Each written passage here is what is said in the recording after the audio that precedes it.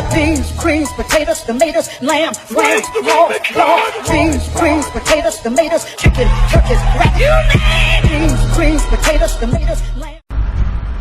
Well, welcome back to my little gardening show. We are on our way to pick green beans, right on schedule, 4th of July. My brother, Kevin, if you're watching, we're sorry that you can't be a part of this adventure. Right, Emma? So sad. So sad. So anyway, we're going to be heading out there. It's going to be a hot one. I think hottest day of the year so far. Heat index like 105. Try to wear some sunscreen and drink plenty of water.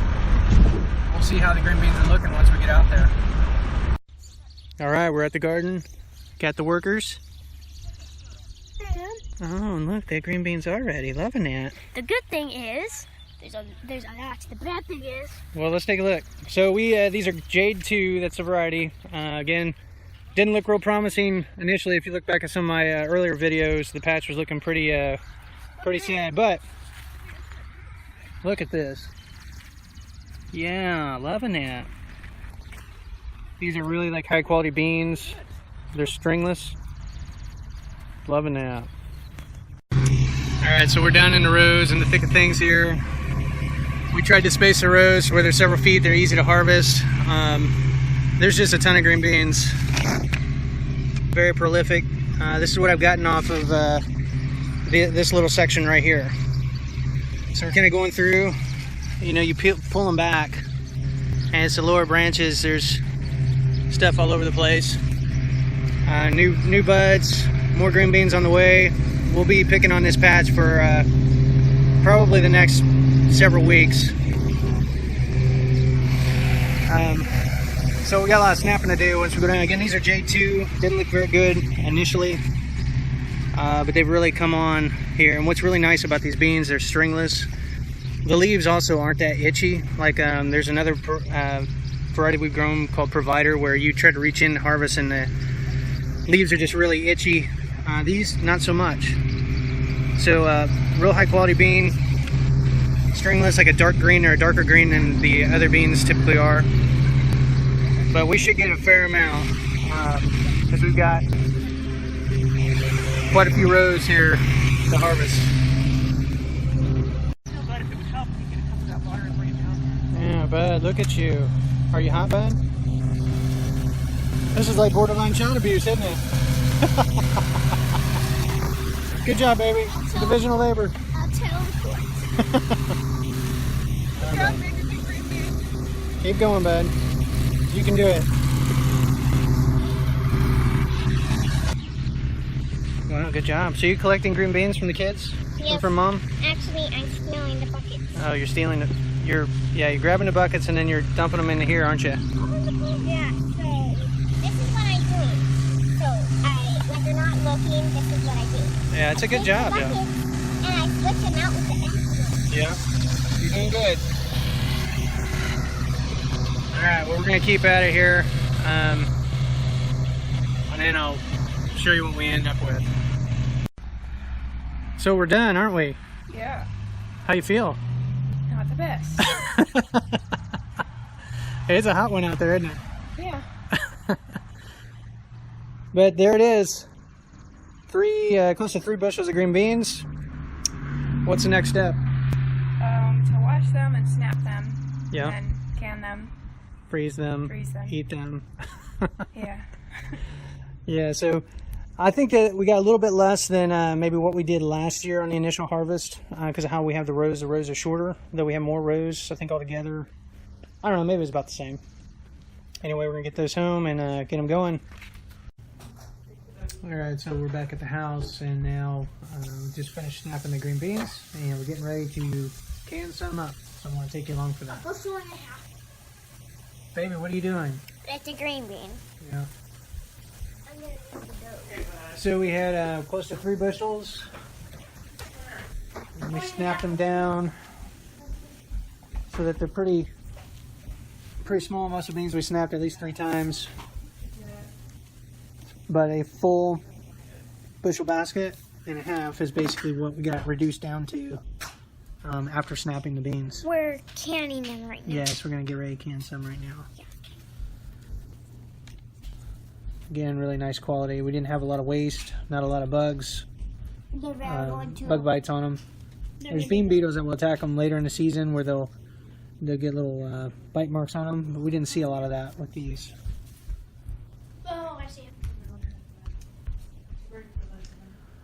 So we got enough time in the season here. We'll have at least 2 more pickings, and then I may do another crop of these for like a fall harvest. So we planted these, I guess, I'm thinking it was beginning of May. We got the garden in kind of late because of the weather. And so it's beginning of July, basically 2 months. That's actually when they're We got supposed this. to come up. So I don't know, we'll see. We may do another round, another planting. Do I have one pizza tonight? We are. Yeah, we're going to try to get some pizza stuff. Alright, so let's get started with the canning process. Alright, so we got all the green beans snapped. We're going to start the canning process. We got some canners going on the stove inside. Mom's got a process, getting the green beans washed, getting things prepped. She's got jars that are in the water that we're washing to sanitize and all that. I've got the turkey burner out here. I'm going to light this up real quick and start heating up some water. And then once some jars are packed, we'll be canning outside as well as inside and try to get this going. Maybe it'll go pretty quick. I'll have to find the little pressure weight to the canner. I believe it's going to take us probably 20 minutes to a half hour once the canners are on up the pressure to get them going. So let's light the turkey burner. Alright, so Emma's going to help me light the turkey burner. Loving that. I'm going to turn this on real quick. Hopefully it doesn't blow up or do something stupid. Do it. Child. Voila, the turkey burner is lit. Good job. Now, a word of caution as far as canning with the turkey burner. This thing can put out a ton of heat. I mean, I can really ratchet this thing up and just have this huge flame going out, but you don't want to do that because you can actually compromise the integrity of the canner and it could actually blow up on you. So we're going to be careful, not get it as hot as it can go. We're going to get it to where it's decent, but definitely won't be turning this up all the way. And then once we get the top on, like loaded, top on and the weight on, once it starts jiggling, we're going to make sure we throttle the gas back. If it starts really, like, instead of jiggling, it's just hissing out air, which means like the weight's not even touching the outlet or the little what's the word I'm looking for, spigot or whatever that's protruding from the lid. We want to make sure it stays jiggling, so we're going to have to adjust the heat accordingly. So we'll get the canner on here. Alright, so we've had dinner and we're in the midst of canning. We got 2 canners going, one inside, one outside. You can hear the jiggling here. I'll show you real quick. That's about what we want it to do. It's on 10 pounds of pressure. I think we're canning it for what, 20 minutes or something? Yeah. What'd you set the timer at? 11 minutes. 11 minutes. Yeah. But the idea is we're going to let it go. And then once that time's done, I'll just turn the canner off and we'll just leave it. Leave it sit for a while.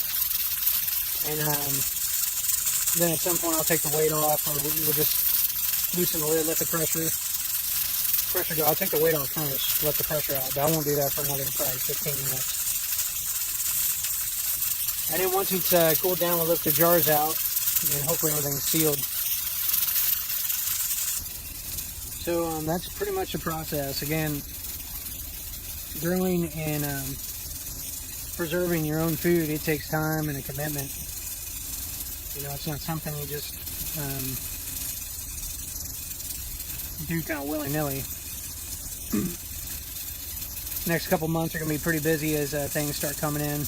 You know, right now it's the green beans. Then we're going to have onions. The onions will be ready soon. I'll be pulling all those. And rather than trying to cure them and store them, I haven't had a lot of success with the ones we did last year. And it could have been because I waited too long and they were a little too wet. Some of them had started to rot at the base because of the rain and stuff like that. Anyway, more than likely I'll be processing all the onions and then freezing them as opposed to curing them. We'll kind of see how that goes. After that, we'll have tomatoes coming in probably by the end of July, and we'll start seeing our cherries. At the beginning of August, we'll start seeing our big beefier ones. Towards the end of August, we'll start seeing the San Marzanos, the sauce tomatoes. So we'll be pretty busy processing all that really into September.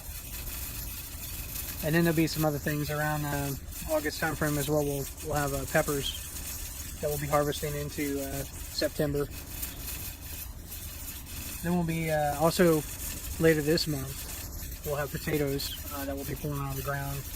I'm going to cure those, and then we're going to be putting those in some peach boxes that we got. They've got a kind of a wax film on them, storing that. And then really after that, if we don't replant any of that stuff, we'll be looking at getting the garden ready for fall, as far as preparing the ground and getting things going. But we may decide to, it really depends on time and resources. I may order another batch of seed and onion sets and things like that, and start kind of a late season crop starting as early as the end of July as space cleared out of the garden. Kind of see how that all turns out. But here we'll finish canning and then kind of call it a day. So see how things turn out here. I got beans, greens, potatoes, tomatoes, lamb, lamb, raw, beans, greens, potatoes, tomatoes, chicken, turkeys, rat, beans, greens, potatoes, tomatoes, lamb.